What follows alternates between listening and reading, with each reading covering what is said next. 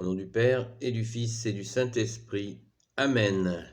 La paix de Jésus soit dans votre maison. Bonjour les amis. Aujourd'hui, je vous parle de la colère.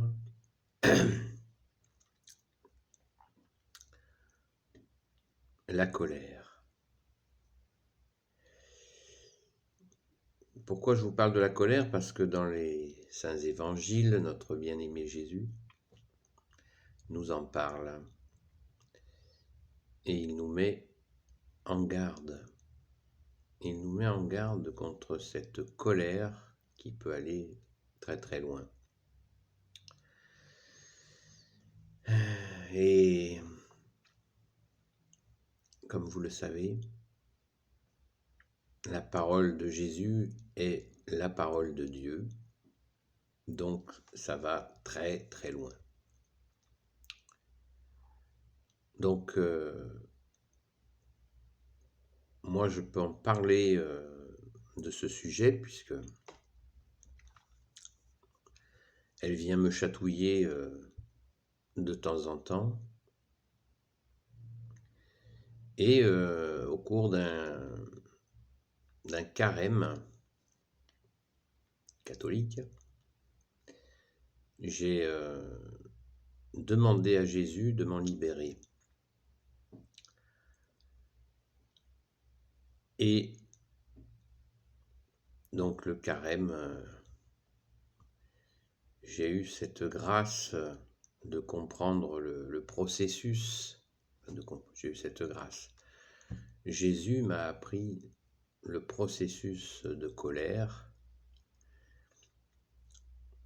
et j'ai compris que son mécanisme, alors je ne l'ai pas compris pour tout le monde, je l'ai compris pour moi, donc ne vous inquiétez pas, je ne suis pas votre enseignant. Nous n'avons qu'un seul enseignant, c'est Jésus. Que ça soit bien clair entre nous. Jésus est notre seul enseignant parce que il nous aime aussi individuellement d'une façon propre à chacun et c'est absolument divin, c'est l'idéal. Merci Jésus, sois béni, bien-aimé Jésus. Donc cette colère, je suis certain qu'on ne peut pas s'en débarrasser sans Jésus. On ne peut pas s'en débarrasser sans Jésus car lui seul en connaît les racines et comme Jésus connaît les cœurs et les reins, il est le seul à pouvoir intervenir sur ce qui va déclencher cette colère, enfin ces colères. Donc, bien sûr qu'il faut prier, confier ce travers, parce que la colère est un travers, à Jésus. Lui donner, lui déposer sous ses pieds cette colère ou ces colères. Alors, il faut bien dissocier ce qui est du domaine de la colère, qui est destructrice, et il ne faut pas non plus, il ne faut pas confondre avec le sel. Nous sommes le sel de la terre, dit Jésus. Donc, c'est-à-dire discerner, déterminer des situations foireuses, ambiguës, et les refuser. Et pour ça, il n'y a pas besoin de se mettre en colère. Au contraire, plus on sera calme, on peut aussi avoir un ton ferme sans être agressif, pour dire qu'une situation n'est pas bonne et dans laquelle on refuse d'aller ou pour protéger ses enfants, ses proches, ses amis, sa famille. C'est-à-dire, là voilà, tu fais ce que tu veux, mais à mon avis, là tu vas dans une catastrophe. Voilà. Ou alors là, ce que tu m'as fait, c'est vraiment pas sympa, je ne comprends pas, etc., etc., etc. Mais sans colère. Sans colère, car la colère nous égare. Et on a un beau proverbe qui dit « La colère est très mauvaise conseillère ». Parce que, en plus, ça abîme le message, parce que si la colère est justifiée, enfin la raison de la colère est justifiée, la personne va se concentrer sur la forme, qui n'est pas acceptable, et elle va oublier la raison de la colère. Donc c'est là où la colère, c'est con la colère. Parce qu'elle va empêcher l'efficacité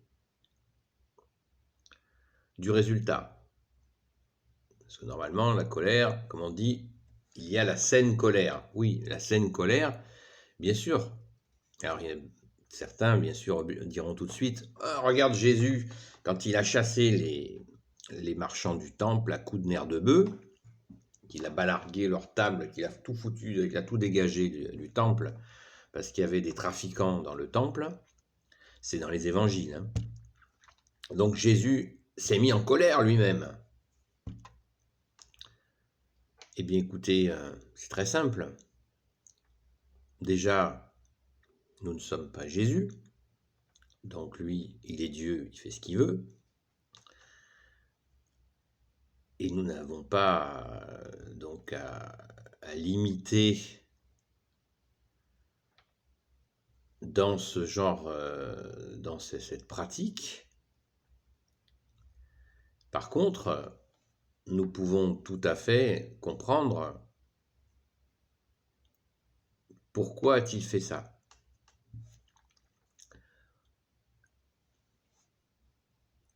En balarguant tout leur matériel de trafic et tous les trafiquants en dehors du temple, Jésus a fait ça pour le salut de leurs âmes.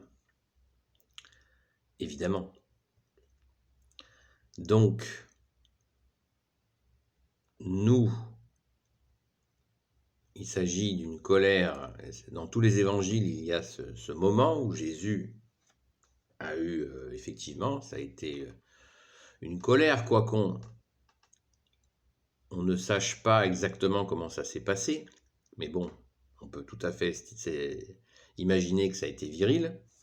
Tant mieux. Alléluia, merci Jésus. Mais là, il nous envoie un message qu'on ne fait pas de trafic avec le bon Dieu. Voilà. Je t'échange ci contre ça, ça marche pas. Donc c'est pour notre salut.